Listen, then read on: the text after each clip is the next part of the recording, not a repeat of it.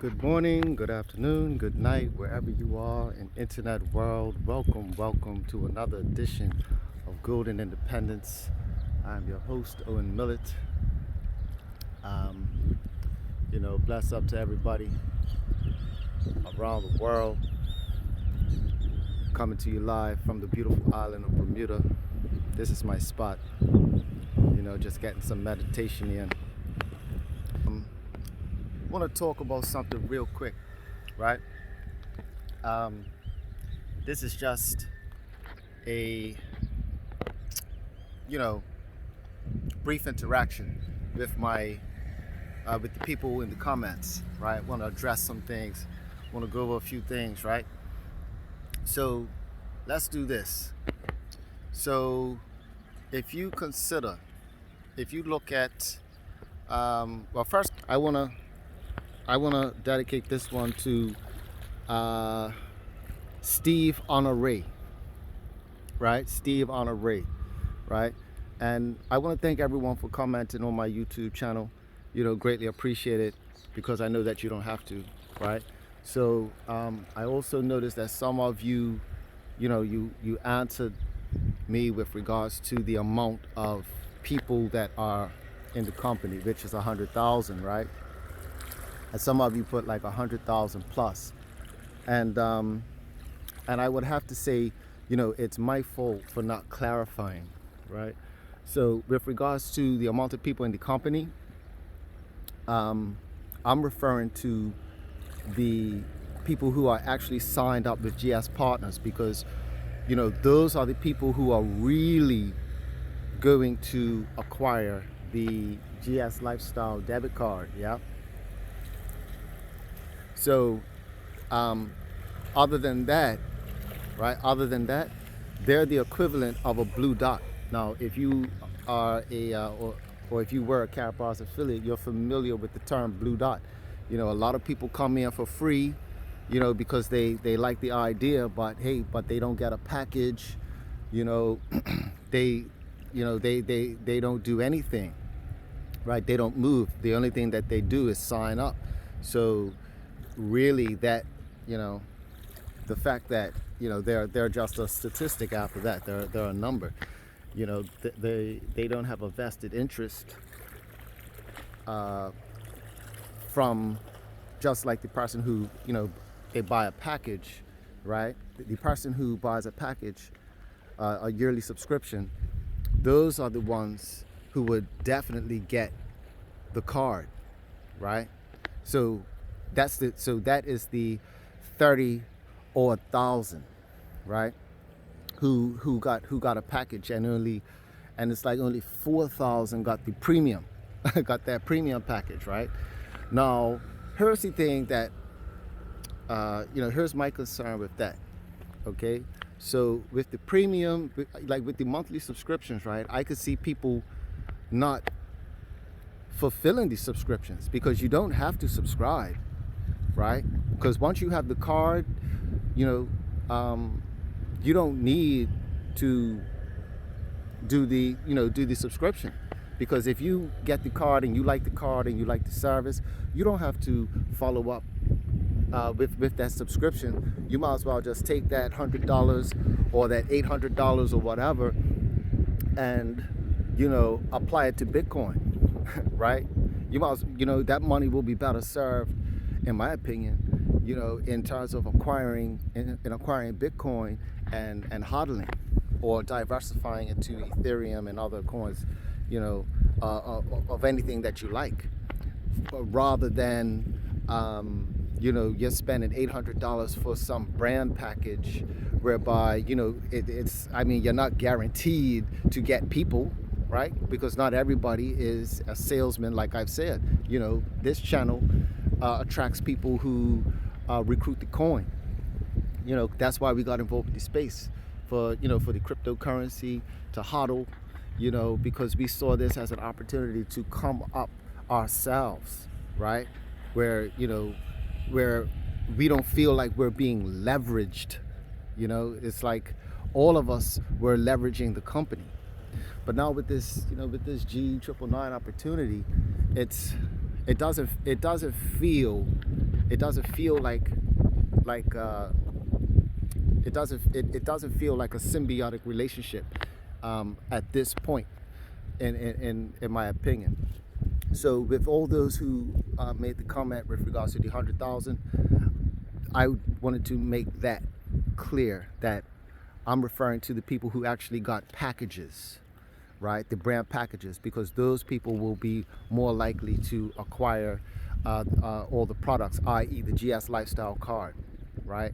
Because if you're a so-called Blue Dot or a non-member, as it says in GS Partners, if you're a non-member, you could stay on the sidelines, and you can allow things to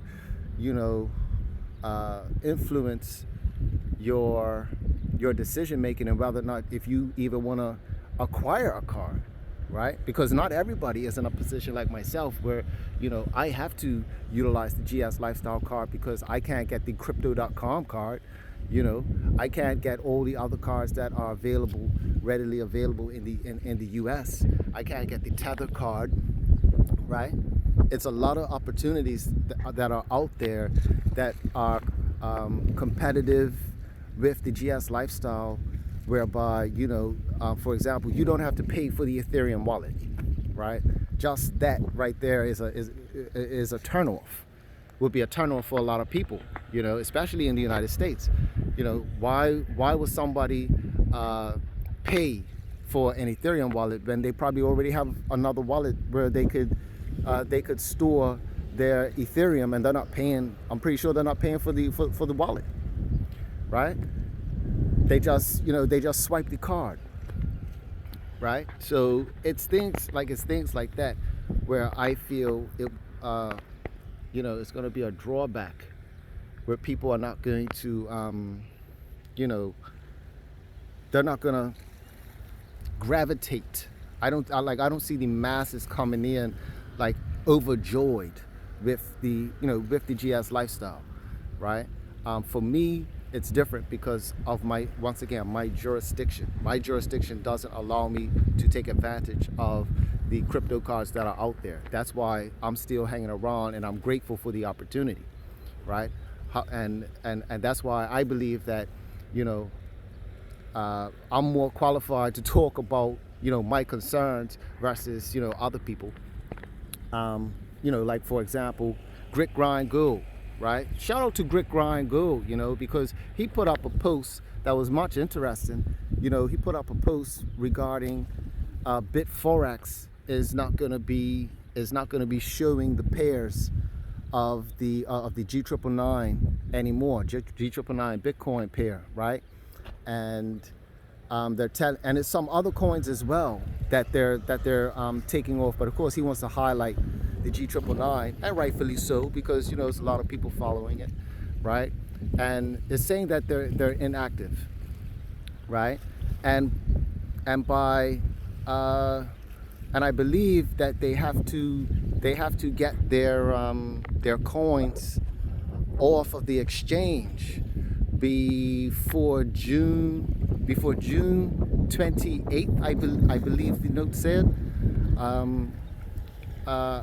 If I saw his post correctly, the BitForex announcement was June 28th, and I found that quite interesting.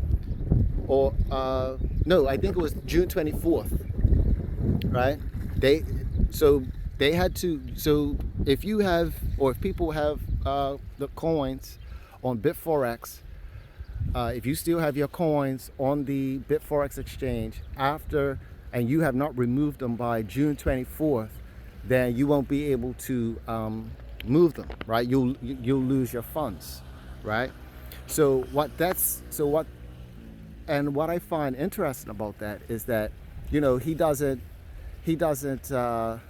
say the other part, and I wouldn't expect him to, because his not up on things like that. So the fact that he's got that part, it shows that it's in alignment with the bank being launched, right? So with the bank being launched, I could see why it doesn't really matter that the coin is inactive, because if the bank is being launched, people are gonna bring their G999 coins to the bank anyway, right? Because again, when you're dealing with a bank, you're dealing with,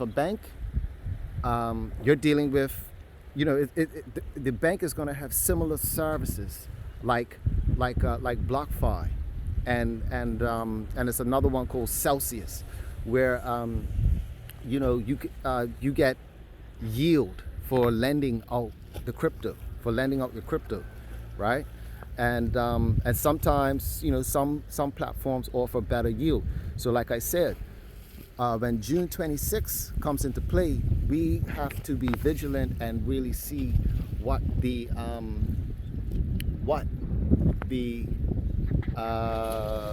services are gonna be, right? We got to see what the services are gonna be with regards to the this bank, right? So shout out to Grit Grind Girl for telling half the story. Love it, right? And we can always count on these people. They have a role to play. They have a role to play, and it's up to us to bridge the gap. So that deals with that scenario, with that case. Something else I want to talk about is the it's failing me. Right, with Steve Honore's comment about Steve Honore's comment. It was a good comment too, because I had it in my head, right? But I wanted to make, because he had agreed with me that I made a strong point, right? And he was what was he saying? Man, you know what? I may have to address that. I may have to address Steve Honore's thing in a different video, right? So I'll get back to that. It'll be considered part 2, right? Consider that part 2. All right. So Steve Honore, watch out for my video, part 2 of how I'm gonna address G999, concerns and things of that nature. All right. So that's all for now. Stay tuned. Hit that like button, subscribe. Thanks for commenting and engaging, and I'll be back shortly. Bless.